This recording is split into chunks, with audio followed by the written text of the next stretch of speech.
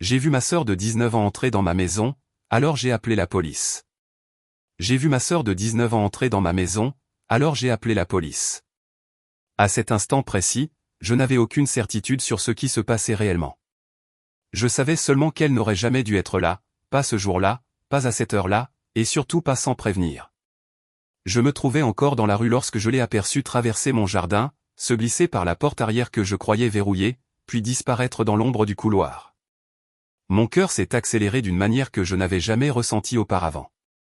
Cela faisait des semaines que l'on me parlait de cambriolage dans le quartier, de gens qui observaient les habitudes des familles avant d'agir. Je ne voulais prendre aucun risque. Je suis resté immobile, collé contre le mur d'une maison voisine, observant à distance. Tout dans son comportement semblait étrange.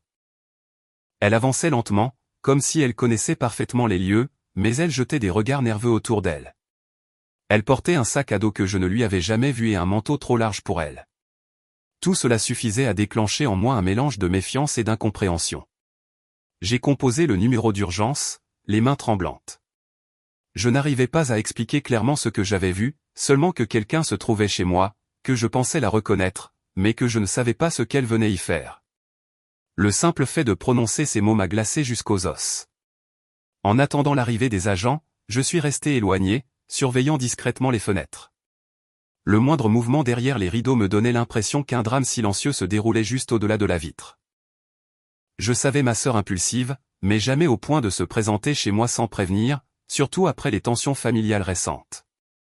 Quand les policiers sont arrivés, tout s'est déroulé très vite. Ils ont sécurisé le périmètre, m'ont demandé de rester en retrait, puis sont entrés. Je ne pouvais qu'écouter, impuissant, les bruits étouffés de leurs pas à l'intérieur. Chaque seconde qui passait semblait étirer le temps. Lorsqu'ils sont ressortis, leur expression était difficile à déchiffrer.